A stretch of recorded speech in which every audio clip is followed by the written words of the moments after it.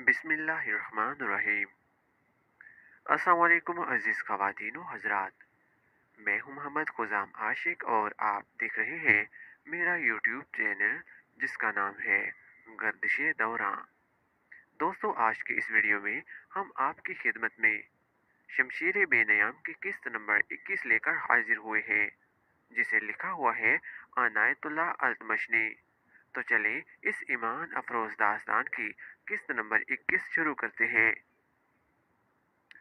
मोहम्मद को कोई कत्ल नहीं कर सकता, खालिद ने कहा। आखिर कब तक? अबू जुरैश ने कहा।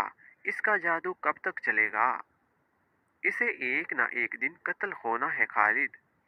अबू जुरैश ने खालिद के करीब होते हुए पूछा, क्या तुमने मोहम्मद के कत्ल की कभी कोई तरकीब सोची है? कई बार, खालिद ने जवाब दिया। जिस रोज मेरे कबीले ने बदर के मैदान में शिकस्त खाई थी, इस रोज से मोहम्मद को अपने हाथों कत्ल करने की तरकीबें सोच रहा हूँ, लेकिन मेरी तरकीब कारगर नहीं हुई। क्या वो तरकीब तुम मुझे बता सकते हो? क्यों नहीं, खालिद ने जवाब दिया। बड़ी आसान तरकीब है। ये है खुले मैदान में आमने सामने की लड़ाई।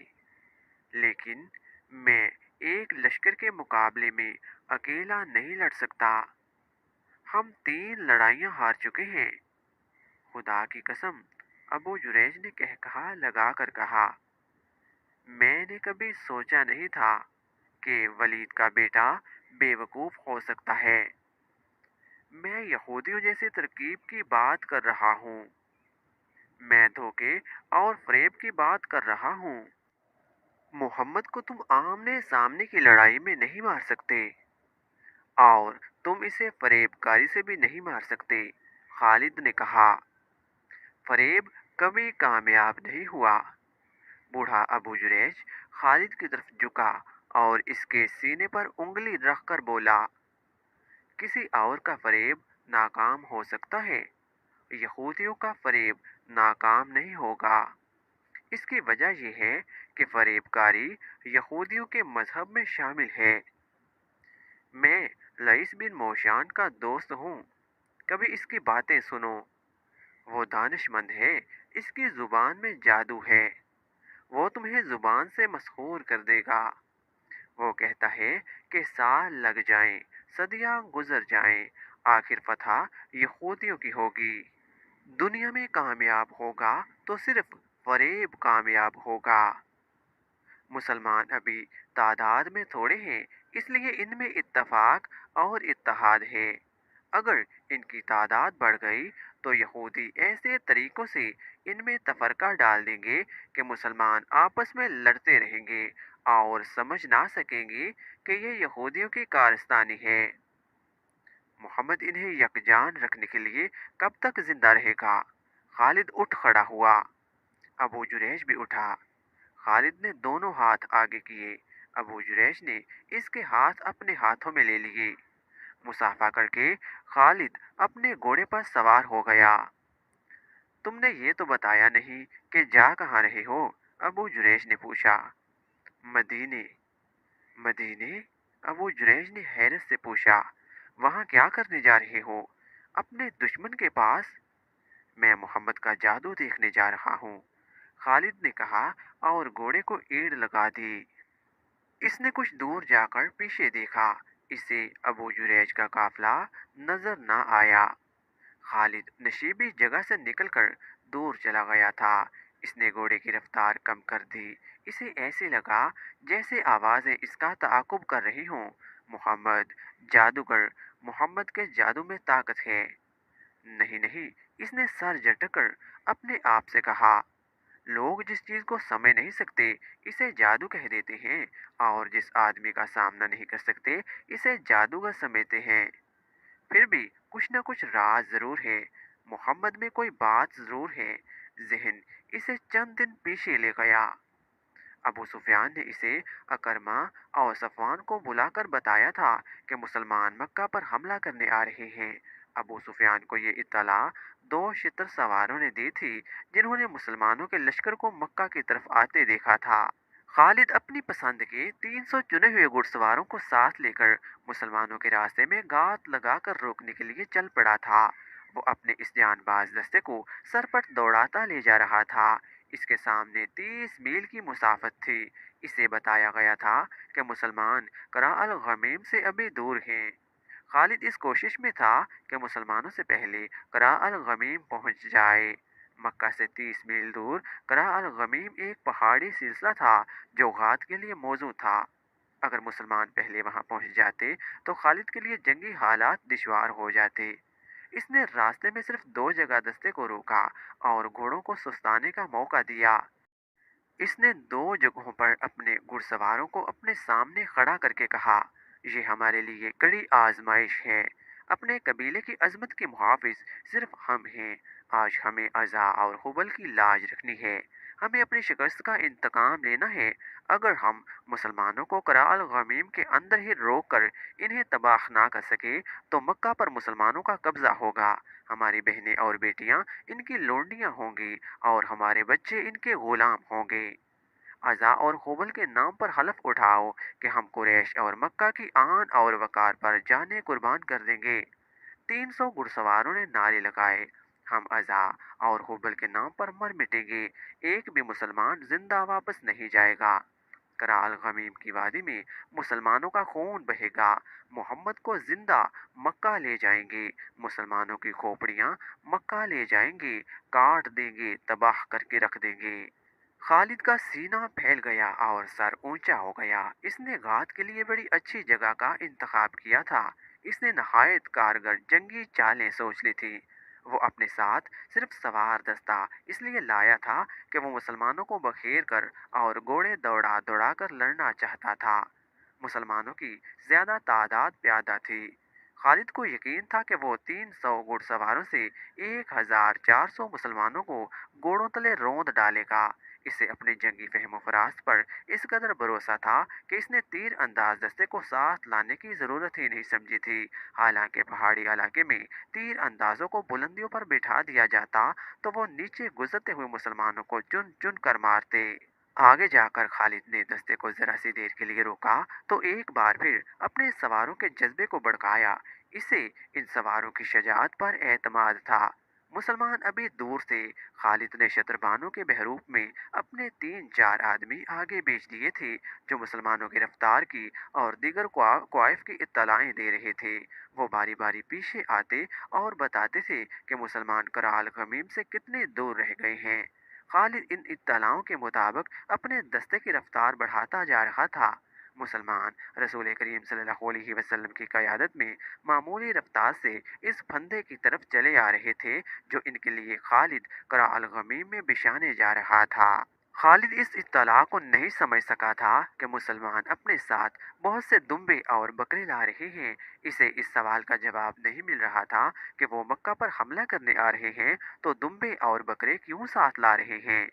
इन्हें डर होगा कि मुहासरा तूल पकड़ गया तो खुराक कम हो जाएगी। खालिद के एक साथी ने ख्याल जाहिर किया, इस सूरत में वो इन जानवरों का गोश्त खाएंगे। इसके सिवा इन जानवरों को और क्या इस्तेमाल हो सकता है। बेचारों को मालूम नहीं कि मक्का तक वो पहुंच ही नहीं सकेंगे।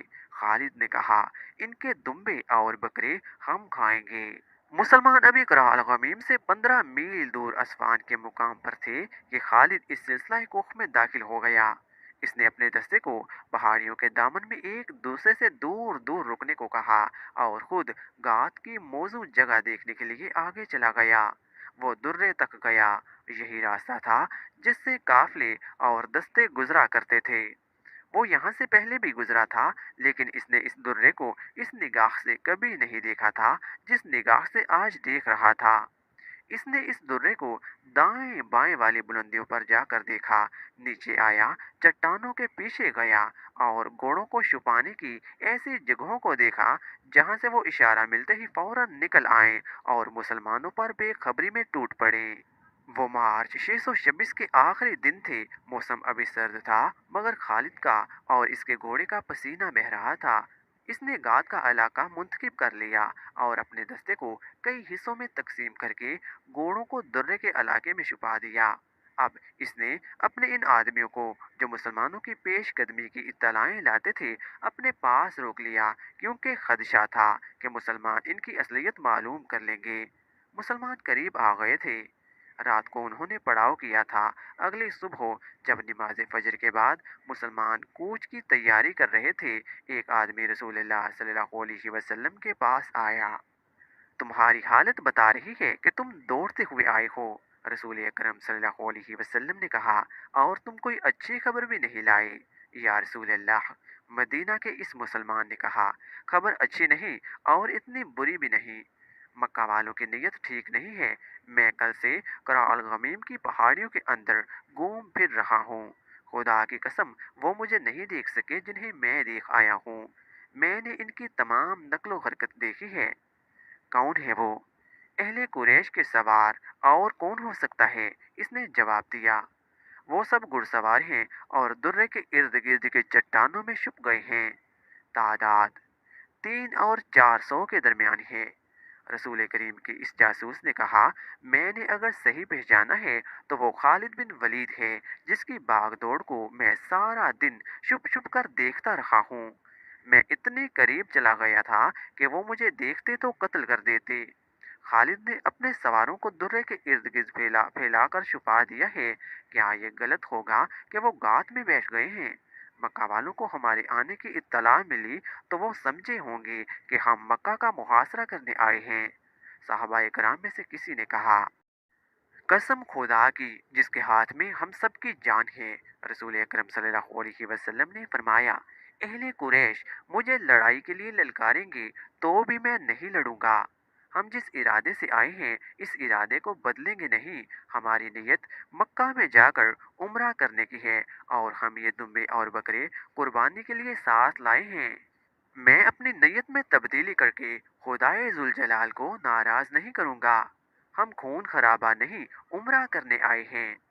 یا رسول اللہ، ایک صحابی نے پوچھا، وہ درے میں ہمیں روکیں گے تو کیا ہم پر اپنے دشمن کا خون خرابہ جائز نہیں ہوگا؟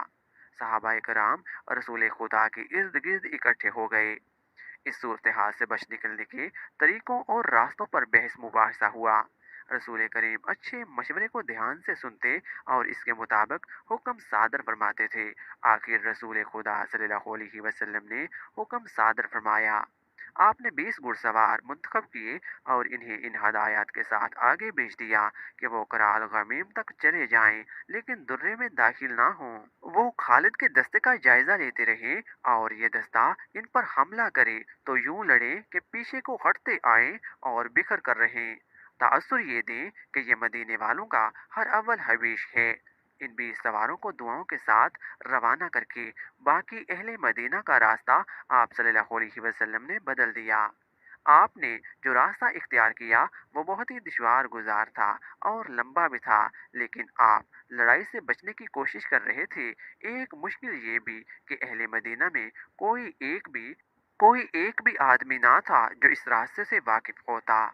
یہ ایک اور درہ تھا جو سنیت المرار کہلاتا تھا، اسے ذات الحنظل بھی کہتے تھے۔ رسول کریم اپنے ساتھیوں کے ساتھ اس درے میں داخل ہو گئے اور سلسلہ کوہ کے ایسے راستے سے گزرے جہاں سے کوئی نہیں گزرا کرتا تھا۔ وہ راستہ کسی کے گزرنے کے قابل تھا ہی نہیں۔ خالد کی نظریں مسلمانوں کے ہر اول دستے پر لگی ہوئی تھیں، لیکن ہر اول دستے کے یہ 20 سوار رک گئے تھے۔ کبھی ان کے 2-3 سوار درے تک آتے اور ادھر ادھر دیکھ کر واپس چلے جاتے۔ اگر وہ 20 کے 20 سوار درے میں آ بھی جاتے تو خالد انہیں گزر جانے دیتا، کیونکہ اس کا اصل شکار تو پیچھے آ رہا تھا۔ ان 20 سواروں پر حملہ کر کے وہ اپنی غارت کو بے نقاب نہیں کر سکتا تھا۔ یہ کوئی پرانا واقعہ نہیں تھا، چند دن پہلے کی بات تھی۔ خالد پریشان ہو رہا تھا کہ مسلمانوں کا لشکر ابھی تک نظر نہیں آیا۔ کیا اس نے کوچ ملتوی کر دیا ہے یا اسے غات کی خبر ہو گئی ہے؟ اس نے اپنے ایک چتر سوار سے کہا کہ وہ اپنے بحروپ میں جائے اور دیکھے کہ مسلمان کہاں ہیں اور کیا کر رہے ہیں۔ اس دوران 20 مسلمان سواروں نے اپنی نقل و حرکت جاری رکھی۔ 1-2 مرتبہ وہ درے تک آئے اور ذرہ رک کر واپس چلے گئے۔ 1-2 مرتبہ وہ پہاڑیوں میں کسی اور طرف سے داخل ہوئے۔ خالد چھپ چھپ کر ادھر ہو گیا، وہ سوار وہاں سے بھی واپس چلے گئے۔ اس طرح انہوں نے خالد کی توجہ اپنے اوپر لگائے رکھی۔ خالد کے سوار اشارے کے انتظار میں گات میں چھپے رہے۔ سورج غروب ہو چکا تھا جب خالد کا شتر سوار جاسوس واپس آیا۔ وہ وہاں نہیں ہے، جاسوس نے خالد کو بتایا۔ کیا تمہاری آنکھیں اب انسانوں کو نہیں دیکھ سکتی؟ خالد نے طنزیہ لہجے میں پوچھا۔ صرف ان انسانوں کو دیکھ سکتے ہیں جو موجود ہوں، شتر سوار نے کہا۔ جو نہیں ہیں وہ نہیں ہیں، وہ کوچ کر گئے ہیں۔ کدھر گئے ہیں میں نہیں بتا سکتا۔ خالد اور زیادہ پریشان ہو گیا۔ صحرا کی شام گہری ہو گئی تو اس نے محسوس کیا کہ مسلمانوں کے ہر اول دستے کے سوار بھی وہاں نہیں ہیں۔ اسے ان کے کسی گھوڑے کے ہنہنانے کی آواز نہیں سنائی دے رہی تھی۔ معزز خواتین و حضرات، شمشیر بے نیام کی قسط نمبر 21 مکمل ہو